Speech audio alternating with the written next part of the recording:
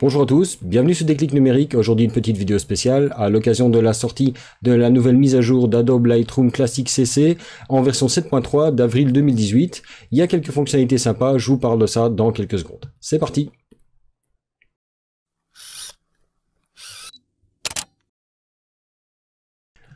Alors je vous fais pas une vidéo à chaque sortie de mise à jour parce que la majeure partie du temps il s'agit de corrections logicielles et d'ajout de support de nouveaux appareils, etc. Mais cette fois-ci il s'agit bien de nouvelles fonctionnalités qui valent vraiment la peine d'en parler, qu'on aime ou qu'on n'aime pas, ça ce sera un autre problème, on voit ça tout de suite. Alors les mises à jour dont je vous parlais touchent l'écosystème Adobe Lightroom, mais plus particulièrement dans ce cas-ci Adobe Lightroom Classic CC, donc pour la version Creative Cloud. Ceux qui auraient encore une version boîte malheureusement ne profiteront pas de ces nouveautés. Qu'est-ce qu'on trouve de nouveau là-dedans? La première chose, c'est quelques améliorations au niveau de l'interface. Donc, une des premières modifications qui a été faite, c'est le déplacement du bouton correction de voile qui maintenant se trouve dans le développement général, en dessous de la clarté, et qui à l'origine se trouvait tout simplement dans la partie effet avec le vignettage, etc. C'est un curseur que l'on emploie de plus en plus et qui est très pratique pour plein de fonctionnalités, notamment pour retrouver du contraste ou pour améliorer le ciel. Donc, le fait de l'avoir mis dans le panneau principal est une très bonne chose. Alors deuxième modification d'interface, les courbes de tonalité. Alors c'est vraiment pas flagrant, mais une fois qu'on a pris l'habitude d'utiliser, on se rend compte rapidement. Ils ont en fait tout simplement un petit peu élargi la boîte dans laquelle se fait la courbe. On ne peut toujours pas la redimensionner, même si on écarte le panneau, on n'a pas d'agrandissement de ce côté-là, mais on a quand même un espace un petit peu plus grand pour travailler, et du coup, on a plus de souplesse au niveau de la retouche des courbes, ce qui améliore un petit peu la précision au niveau de la manipulation de cette courbe. Alors, troisième modification, ça concerne l'onglet TSL couleur. À l'origine, c'était l'onglet TSL couleur noir et blanc, et la partie noir et blanc a disparu. En fait, tout simplement parce que maintenant, pour passer de couleur à noir et blanc, il nous reste une option qui est d'utiliser la partie dans les réglages de base, couleur ou noir et blanc. Quand je passe en noir et blanc, l'onglet TSL couleur devient noir et blanc. Quand je reviens en couleur, c'est devenu TSL couleur. Comme ces paramètres-là s'excluent l'un l'autre, je suppose qu'ils ont décidé de le simplifier comme ça. C'est pas dérangeant, c'est pas forcément innovant non plus, mais c'est toujours intéressant de le savoir. Alors, troisième modification qui cette fois-ci est déjà un petit peu plus sérieuse, c'est au niveau des paramètres prédéfinis. Si vous avez fait la mise à jour, vous aurez peut-être remarqué que l'ordre de vos presets aurait peut-être un petit peu changé, et ça c'est parce qu'ils sont occupés à modifier la structure des presets et leur format, de manière à l'harmoniser avec Camera Raw, qui est donc le moteur de développement qui s'utilise principalement avec Photoshop ou avec Adobe Bridge. Maintenant, en fait, les fichiers de presets qui à la base étaient des fichiers LR template sont devenus des fichiers XMP, un peu le même genre de format que ceux qu'on peut enregistrer pour les métadonnées, etc. Et du coup, à l'ouverture de Lightroom, quand vous avez fait la mise à jour, vous allez avoir simplement une conversion qui va être effectuée par Lightroom et vous allez retrouver vos presets, peut-être pas forcément dans le même ordre, mais comme moi, il y a des chances que vous retrouviez de nouveaux paramètres prédéfinis qui proviennent du moteur principalement Camera Raw. Ceci dit, la gestion des presets ne change pas, si ce n'est que pour organiser vos presets maintenant, vous n'avez plus de possibilité de créer un dossier directement ici. C'est quand vous créez un paramètre prédéfini que vous allez pouvoir éventuellement le mettre dans un nouveau groupe ou choisir l'endroit où vous allez le mettre. Donc la fonctionnalité reste la même, c'est une réorganisation et surtout un changement de structure des fichiers. Donc si vous avez des anciens presets, il est possible qu'en les rechargeant, ils soient un petit peu modifiés, mais normalement pas, ça devrait fonctionner. Alors maintenant j'en arrive à la partie pour laquelle je fais cet épisode, parce que pour l'instant c'est juste des petits détails, mais il y a une nouvelle fonctionnalité maintenant qui est apparue dans Lightroom et qui donne des nouvelles possibilités de retouche, ce sont les profils de développement. Alors anciennement, dans le panneau de droite, dans étalonnage, vous aviez des presets de correspondance de caméra. L'idée là-dedans c'était de vous fournir une espèce de pré-développement qui faisait correspondre votre fichier RAW au fichier JPEG tel qu'il aurait été sorti de l'appareil photo, moyennant le paramètre que vous aviez mis dessus. Ce paramètre a totalement disparu de la partie étalonnage. Dans la partie étalonnage, on ne retrouve plus que des systèmes de correction de couleurs, donc il sera seulement encore moins utilisé. Mais par contre, dans la partie réglage de base, on a maintenant un nouveau champ qui apparaît qui s'appelle profil. Et à côté, vous avez un élément qui va vous permettre de parcourir. Alors juste pour bien expliquer ce que c'est, les profils ne vont en aucun cas remplacer les presets, c'est un élément complémentaire. Les presets, de leur côté, ce sont des réglages que vous enregistrez. Donc par exemple, vous pouvez faire un preset pour lequel vous allez simplement dire que vous réduisez les hautes lumières de 50, que vous augmentez les ombres de 50, vous sauvegardez ça comme preset, et quand vous l'appliquez, vous allez appliquer des modifications. Donc par exemple ici, si j'applique un preset quelconque, je vais prendre le preset par exemple lumineux ici que j'ai à gauche, quand je l'applique, vous voyez qu'automatiquement ça modifie mes sliders ici. Ça veut dire que ce sont des pré-réglages que vous pouvez réappliquer tel quel et réajuster. Ça, c'est la manière de sauvegarder vos habitudes de développement et les quelques retouches que vous faites, que ce soit pour la netteté, pour la correction de l'objectif, etc. Donc les profils de développement vous permettent de travailler de deux manières, en tout cas c'est de la manière dont moi je l'ai compris, soit pour préparer votre fichier RAW à un développement plus poussé, soit pour peaufiner un fichier RAW en y appliquant une espèce de coloration ou des modifications de couleurs. Je vous montre ça directement.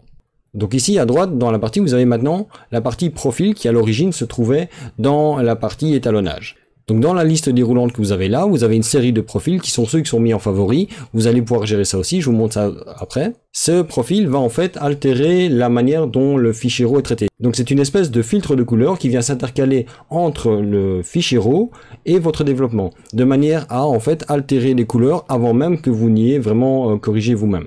Alors, vous pouvez soit choisir dans la liste ici, soit éventuellement de passer en monochrome, ou alors aller sur parcourir, ou alors vous pouvez également cliquer ici sur le petit icône qui va vous permettre d'afficher le panneau d'explorateur des profils. Et ce panneau va bien entendu reprendre tous les profils existants. Alors vous allez avoir des favoris, ça c'est vous qui les choisirez par la suite, et vous avez deux sections. Ma manière de voir les choses, c'est peut-être personnel, mais c'est que ces deux catégories de profils n'ont pas le même but. Et vous allez avoir des premiers profils qui servent en fait à prendre les valeurs de votre fichier RAW et de les préparer pour un traitement plus poussé derrière. Tandis que la deuxième partie, c'est plutôt ce que vous appliqueriez après avoir fait un traitement. C'est-à-dire que dans ce cas-là, vous faites vos développements normaux dans Lightroom et ensuite vous avez des traitements plus artistiques, par exemple pour avoir un effet vintage, pour avoir un effet un petit peu pâle ou pour avoir un effet désaturé, que vous venez appliquer en surcouche de votre photo, un petit peu à l'instar de ce que l'on fait avec les filtres sur Instagram. Alors, comment utiliser ces profils? Mais en fait, il n'y a rien de plus simple. Le principe, c'est simplement d'aller choisir le profil qui nous plaît et de cliquer dessus. D'ailleurs, vous voyez entre autres que la mise à jour se fait en temps réel au niveau de l'affichage principal. Je l'ai pas dit non plus, mais en fait, c'est vrai aussi maintenant pour les presets. Avant, il fallait cliquer sur un preset pour voir le résultat, ou au mieux, on le voyait dans la vignette. Maintenant, partout où vous passez dessus, vous avez directement l'effet qui s'applique en vue réelle, ce qui est quand même assez sympathique. Donc vous avez une catégorie Adobe RAW, ce sont les nouveaux profils que Adobe met à disposition pour en fait préparer votre photo. Donc par exemple, vous avez un profil Adobe Couleur qui est celui qui met en avant la richesse des couleurs. Vous avez un Adobe Monochrome qui vous prépare donc le fichier en monochrome pour que vous puissiez faire des ajustements. Vous avez un Adobe Neutre. L'Adobe Neutre a pour but d'aplatir au maximum les couleurs, d'avoir un fichier le plus neutre possible, le plus plat possible, de manière à ce que vous puissiez le pousser plus loin après au niveau des traitements. Vous avez l'Adobe Paysage qui lui va majoritairement mettre en avant les bleus et les verts. Vous avez un Adobe Portrait qui va faire en sorte que les couleurs soient le plus adaptées possible aux teintes de peau pour laisser la plus grande souplesse de retouche au niveau des tonalités de la peau. Vous avez l'Adobe Standard qui est celui qui existait déjà avant. Et enfin, vous avez l'Adobe Vif qui est celui qui va pousser la saturation des couleurs, par exemple, très adapté pour un coucher de soleil. Ensuite, vous avez une autre partie qui sont les caméras matching. Donc je suppose qu'ils le traduiront par après. En fait, ça, ce sont les réglages que vous aviez anciennement dans la partie étalonnage qui vous permettent de vous rapprocher de ce que votre appareil vous propose en JPEG. Vous avez ensuite des irrités. Alors ceux-là, je ne sais pas d'où ils sortent, mais en fait, ce sont des différents réglages noir et blanc. Et ensuite, vous avez la deuxième catégorie qui sont les catégories artistiques. Donc dans la première catégorie, vous allez retrouver principalement des éléments qui travaillent sur des différences de couleurs. Vous allez avoir une catégorie moderne pour des tonalités plus au goût du jour. Vous allez avoir une catégorie avec plein de traitements noir et blanc, ce qui peut être assez sympa pour commencer un traitement et de l'améliorer après. Et vous avez ensuite une partie vintage qui va vous donner un aspect vintage à vos photos. Alors, autant les presets, vous pouvez les créer vous-même sans problème, autant la création des profils doit se faire par un logiciel externe, donc il faut passer par Camera Raw pour le faire, moyennant des étapes que on peut retrouver sur le site d'Adobe. À l'occasion, je ferai peut-être un tutoriel là-dessus, mais c'est clairement pas destiné non plus à monsieur et madame tout le monde, dans le sens où l'idée, à mon avis, qu'il y a là derrière, c'est de donner la possibilité à des sociétés ou à des professionnels de vendre des packs de profils pour la retouche photo, un petit peu comme des filtres Instagram. Alors tel que je le vois, pour l'instant en tout cas par rapport aux profils qui sont mis à disposition, je vois principalement ces profils comme étant un moyen de mieux entamer le développement de ma photo. Donc par exemple ici, j'ai une photo macro d'un bourgeon sur un arbre. Suivant le résultat que je veux obtenir à la fin, je vais sans doute à l'avenir commencer par choisir un profil Adobe RAW qui va correspondre à la retouche que je vais faire après.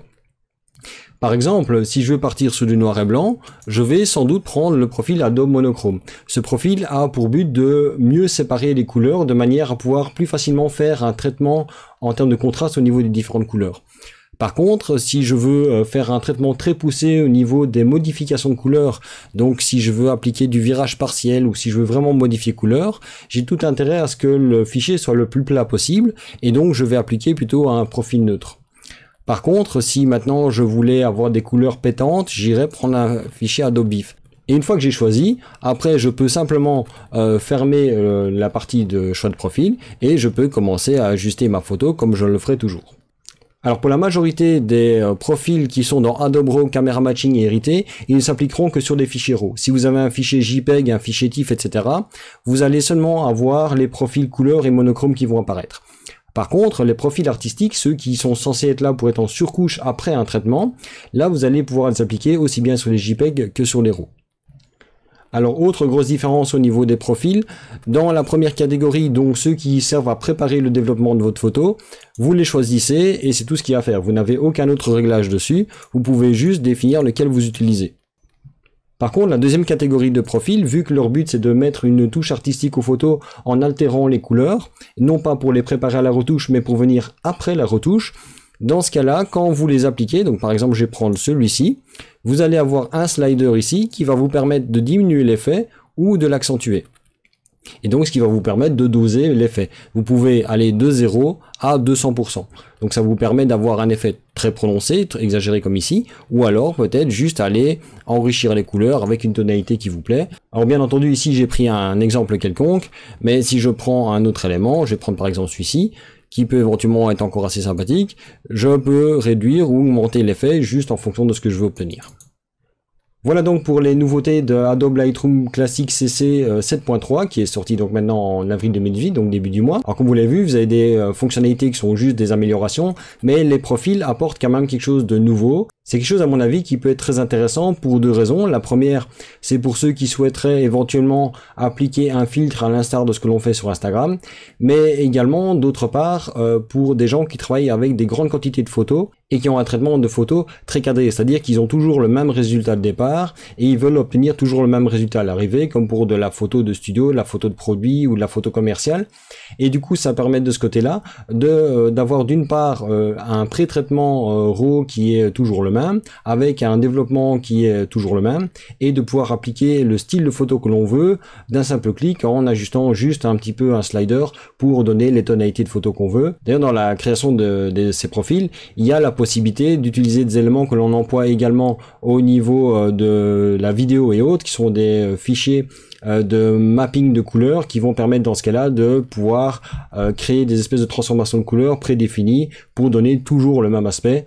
Donc même si pour la photo au quotidien c'est pas forcément l'utilitaire le plus intéressant, je pense qu'il y a clairement des applications professionnelles utiles, quoique de mon côté je trouve vraiment intéressant le fait qu'on ait ces nouveaux profils Adobe de RAW qui vont permettre de préparer le développement de la photo et qu'on puisse ensuite mieux ajuster les réglages parce qu'on a simplement un pré-traitement qui est plus adapté à ce que l'on voulait faire à la base.